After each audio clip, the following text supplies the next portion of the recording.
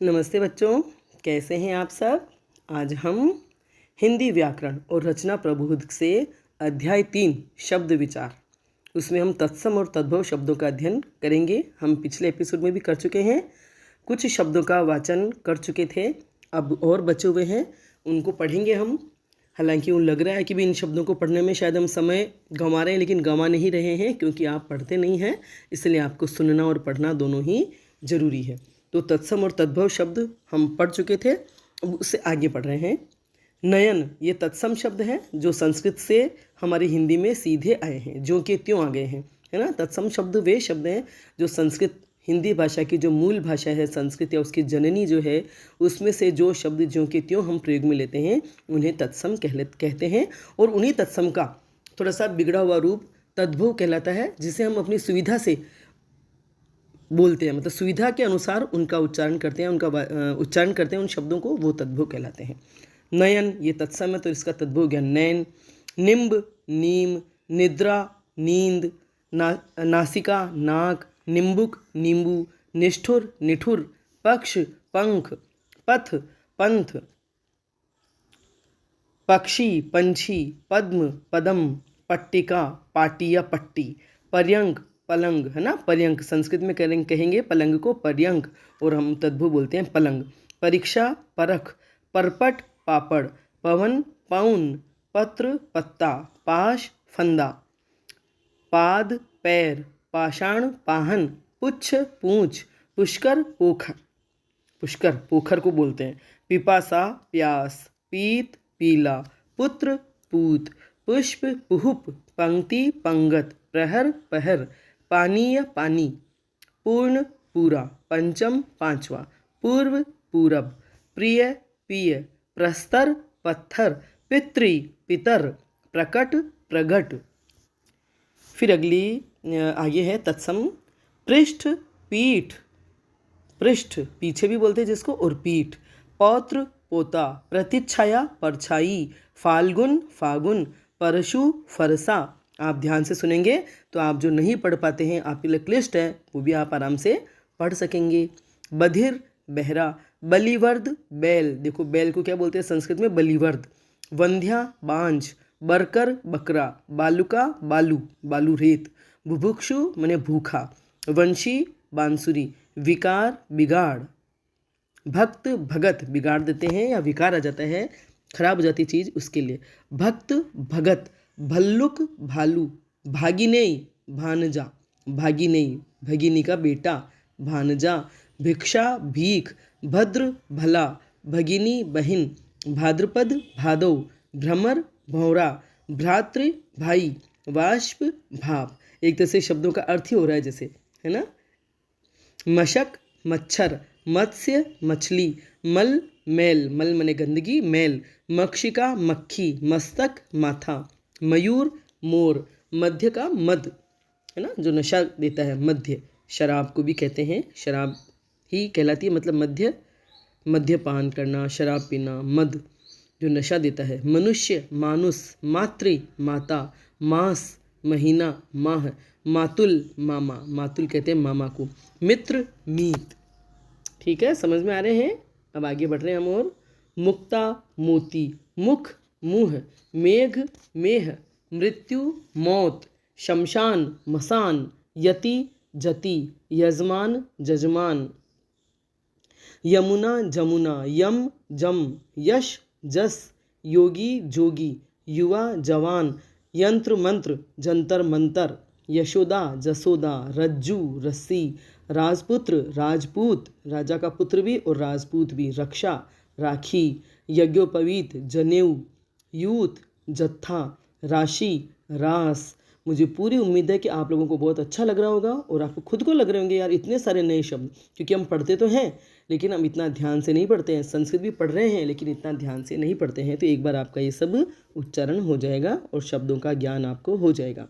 राशि रास, रिक्त रीता खाली, रोदन रोना, रात्रि रात, राज्ञी रानी, साम्राज्ञी बोलते हैं, है ना, राज्ञी माने रानी। लक्ष्मण लखन, लज्जा लाज, ये तत्सम के तद्भव रूप है, लेकिन आपके लिए अगर तत्सम शब्द संस्कृत शब्द अपरिचित हैं तो आपको अर्थ उनका तद्भव से पता पड़ जा रहा है या पड़ रहा है। लज्जा मने लाज, लवंग लौंग, लेपन लीपना, लुहकार लुहार, लक्षण लच्छन, लक्ष्य लाख, लवण लोन या लोण नमक, नमक को बोलते हैं लवण, है ना। लक्ष्मी लिच्छमी, लोह लोहा, लोमशा लोमड़ी। आगे है तत्सम वणिक बनिया, व्यापारी को बोलते हैं ना वणिक। वत्स बच्चा या बछड़ा, वट बड़का, बड़का जो वृक्ष होता है ना, बड़का पेड़ हम बोलचाल की भाषा में बोलते हैं बड़का पेड़, वो तत्भव शब्द है और वट वृक्ष बोलते हैं उसको। वर यात्रा बारात, वर की यात्रा बारात। वचन बचन, वाणी बैन, विवाह ब्याह। वर्षा बरखा, वक बगुला, वानर बंदर, विष्टा बीट, है ना, पक्षी जो बीट करते हैं उससे विष्टा कहते हैं संस्कृत में, और तद्भव हो गया बीट।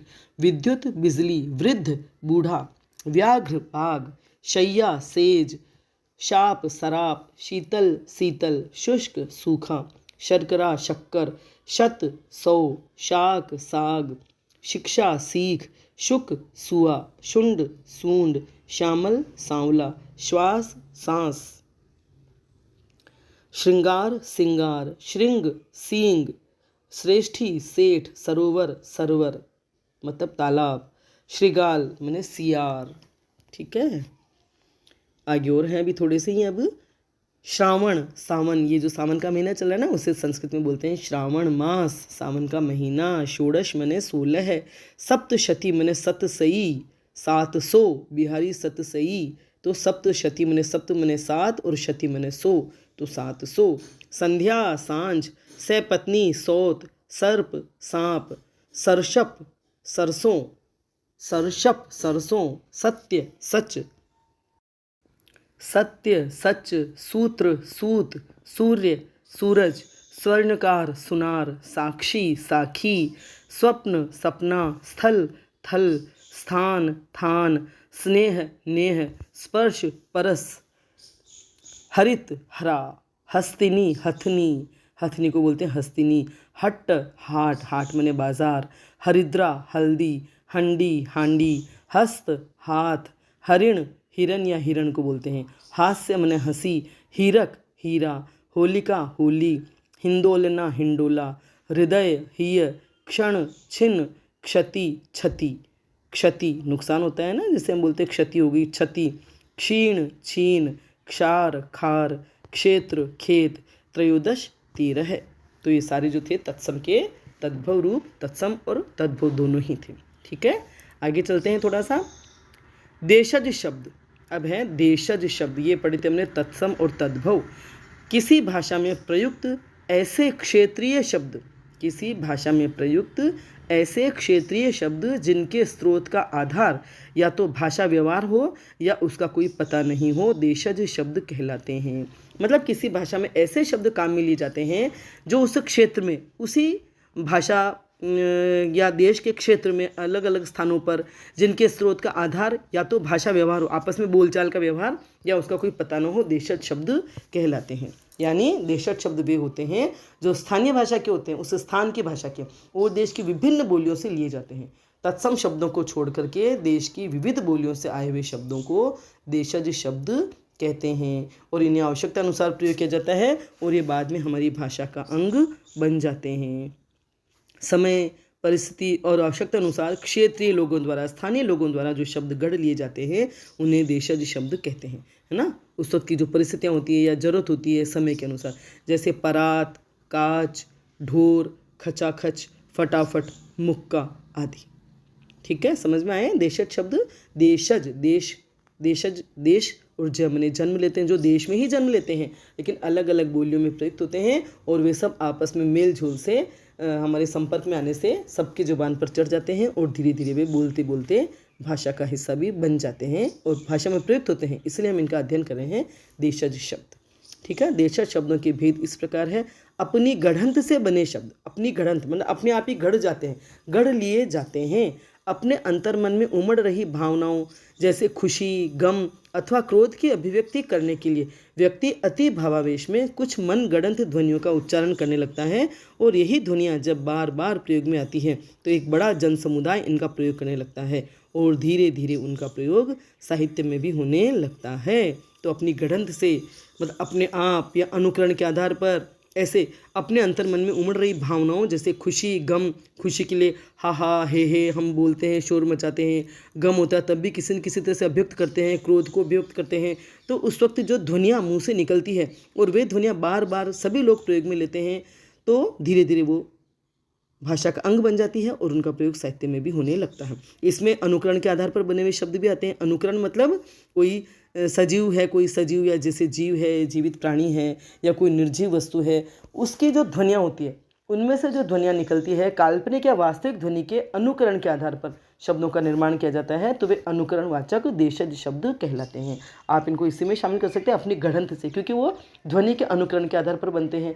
जैसे बादलों की गड़गड़ाहट की आवाज़ आती है तो उससे शब्द बना गड़गड़ाहट, घोड़े का हिन हिनाने से बना हिन हिनाना, गाड़ियों की हॉर्न की आवाज़ होती है पोंपो, तो उससे पोंपो शब्द बना, दरवाजे को खटखटाना, नदी की कलकल, बकबक, पत्तों की सरसराहट से सरसर, झिलमिल, तारों का झिलमिलाना, झगमगाना, ठक ठक, है ना, को ठोकते हैं उससे ठक ठक ध्वनि निकलती है। खुसुर फुसुर, धीमे धीमे बातें करते हैं, खुसुर फुसुर तो बोलते हैं, खुसुर फुसुर क्या खुसुर फुसुर हो रही है, कौवे की काँव काँव, चिड़िया की ची ची, धड़ाम, ये शब्द क्या है, उनकी जो ध्वनियाँ होती है उनके अनुकरण के आधार पर हम शब्दों को बना लेते हैं, गढ़ लेते हैं, तो ये शब्द कहलाते हैं अनुकरणवाचक या अपनी गढ़ंत से बने शब्द। ठीक है। और दूसरे होते हैं फिर अनुकरण रहित देशज शब्द, वैसे शब्द जिनके निर्माण की प्रक्रिया का कोई आधार नहीं होता, हमें पता नहीं होता, वे अनुकरण रहित देशज शब्द कहलाते हैं। जैसे इनमें ये है ना, अंगोछा, खुरपा, ढोर, ऊधम, बुद्धू। अभी लपलपाना, जो जीभ लपलपाती है ना, तो वो लपलपाना भी ध्वनि के आधार पर ही हुआ, अनुकरण के आधार पर। बुद्धू, लोटा, परात, चुटकी, चाट, ठठेरा। अब खटपट भी वो ध्वनि के आधार पर ही है, खटपट और लपलपाना। समझ में आई बात। अब है आ द्रविड़ भाषा से आए देशज शब्द, माने द्रविड़ जातियाँ जो होती है उनके भाषा से जो शब्द आए हैं हमारे साथ घुल मिल गए हैं, हम उनको जिनको प्रयोग में लाते हैं। अनल, कटी, चिकना, ताला, लूंगी, इडली, डोसा, तो ये दक्षिण क्षेत्रीय भाषाएं हैं। कोल, संथाल आदि से आए शब्द, तो कोल और संथाल जाति के लोगों के क्षेत्रों से आए हुए शब्द जो है कपास, कोड़ी, पान, परवल, बाजरा, सरसों आदि। ठीक है। तो ये हमारे तत्सम, तद्भव और देशज शब्द हो गए, और मुझे पूरी उम्मीद है आपको देशज शब्द भी बहुत अच्छे से समझ में आ गए होंगे। हमारे ही देश में, अपने ही देश में अलग अलग जगहों पर, स्थानों पर जो बोलियां बोली जाती है उन्हीं में से ये शब्द ग्रहण किए जाते हैं, और इसलिए इन्हें देशज शब्द कहते हैं।